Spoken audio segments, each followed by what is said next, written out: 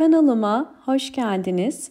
Bugün sizlere orkidelerinizin yapraklarının canlanmasına yardımcı olacak birkaç önemli püf noktadan bahsedeceğim. Eğer orkidelerinizin yapraklarının canlı, sert ve sağlıklı, parlak olmasını istiyorsanız bu anlatacağım püf noktaları mutlaka uygulamanızı tavsiye ederim. Özellikle ilkbaharın gelmesiyle orkidelerimizin yeniden çiçeklenebilmesi için, yeni kökler ve yapraklar çıkarıp canlanabilmesi için orkidemizin sağlıklı olması çok önemli.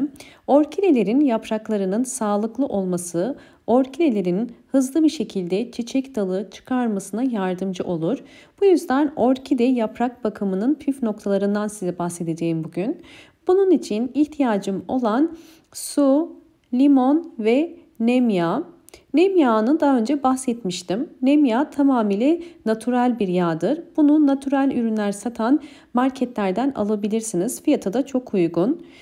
Ve bakın biraz su var. İlk olarak bir tatlı kaşığı kadar limon suyu sıkıyorum.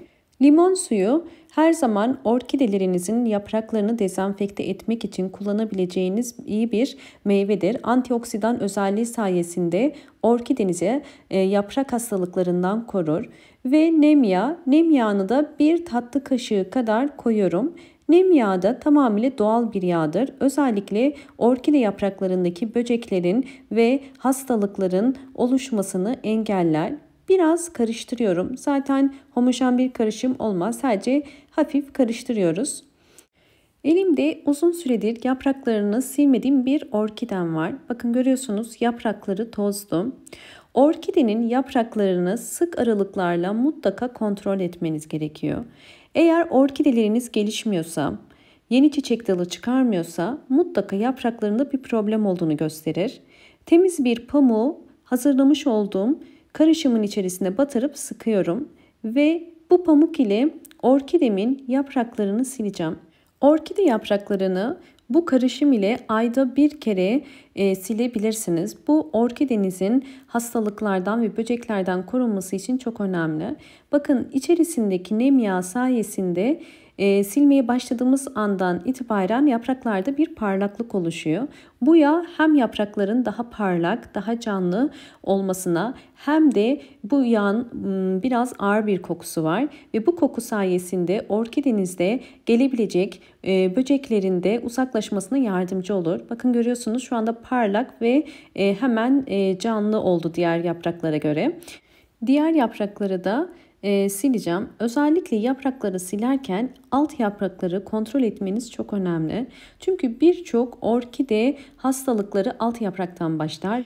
Alt yapraklarda unlu bit, kabuklu bit ya da kırmızı örümcek ya da bir teris böceği olabilir. Bu yüzden orkidenin alt yapraklarını her zaman kontrol etmeniz gerekiyor. Şimdi bütün yaprakları aynı su ile sileceğim.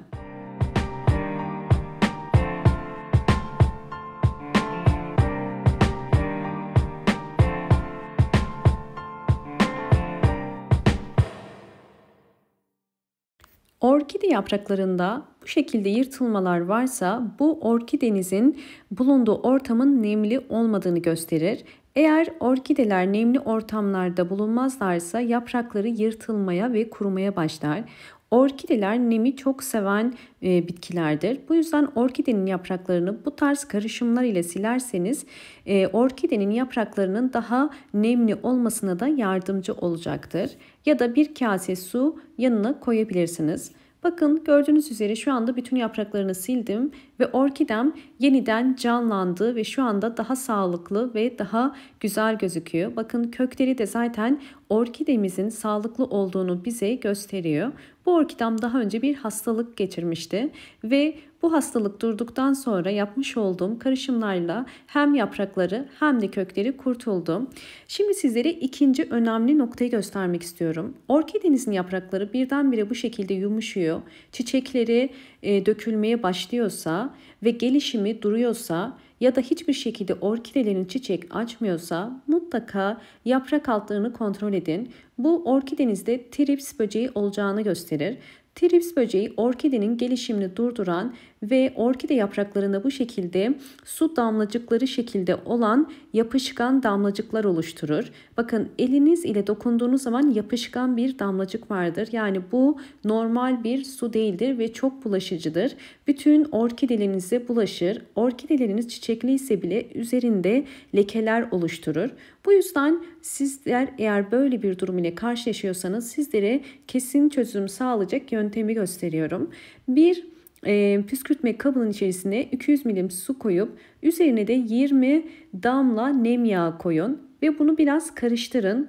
Daha sonra bu karışımı orkidenin bütün yapraklarına sıkın. Özellikle orkidenin üst yapraklarına ve alt yapraklarına da sıkmanız gerekiyor. Bu kesinlikle çok önemli. Bu yöntemi orkidelerinizde haftada 2 kere yapmanız gerekiyor. Eğer orkidelerinizde trips böceği, unlu bit, kabuklu bit ya da örümcek gibi problemler varsa kesin sonuç almak için haftada 2 kere bu işlemi mutlaka uygulayın. Ve bu işlemin özellikle sonuç verdiğini gördükten sonra artık yapmanıza gerek yok. Bakın sadece yapraklarına değil aynı zamanda bunu üst toprağa da sıkmanız gerekiyor. Ve bunu orkidenin dallarına da sıkmanız gerekiyor. Fakat orkideniz çiçekli ise kesinlikle çiçeklere dökmeyin. Bakın burada su birikti. Bu suyu mutlaka almanız gerekiyor. Orkideleri evde büyütüyorsanız bu tarz sulamalar orkidenin mantar hastalığına yakalanmasına sebep olur. Bu yüzden mutlaka yaprak aralarına pamuk koyarak bu işlemi uygulayın. Yapmadan önce koyarsanız orkidenizi daha iyi korumuş olursunuz. Fakat orkidelerinizi sürekli dışarıda eğer besliyorsanız zaten bu işlemi yapmanıza gerek yok. Ve en önemlisi bu işlemi yaptıktan sonra mutlaka bol ışık alan ya da güneş alan bir pencere kenarına ve pencereyi de hafif yukarıdan açarak bu suyun üzerinde kurumasına yardımcı olacağız. Ve biraz da havadar bir yer olması gerekiyor. Bakın orkideleriniz eğer bu anlattığım püf noktalara dikkat ederseniz gördüğünüz üzere bol bol hem yeni kökler hem yeni yapraklar hem de yeni çiçek dalları çıkaracaktır. Orkideleriniz hiçbir şekilde çiçek açmıyorsa, çiçek dalı çıkarmıyorsa bu orkidenizde bir problem olduğunu gösterir. Eğer orkideniz sağlıklı değilse zaten benim anlattığım hiçbir sıvı bitki besini işe yaramaz. Bu yüzden mutlaka orkidenizin önce sağlıklı olduğuna emin olmalısınız. Bunun için de orkidenin yapraklarına bakmanız gerekiyor ve köklerine bakmanız gerekiyor. Eğer kökleri bu şekilde aktif, sağlıklı ise zaten orkideleriniz çiçek açar.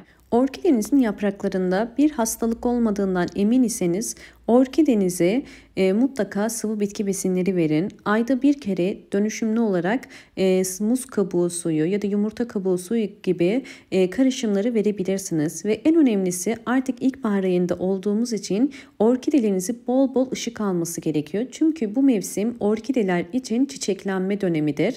Ve bu mevsimde orkideleriniz mutlaka çiçek dalı çıkarır. Eğer orkideleriniz bütün bunlara rağmen çiçek dalı çıkarmıyorsa mutlaka hava değişimini lütfen uygulayın. Hava değişimiyle ilgili detaylı videom var. Hemen yukarıya bırakacağım.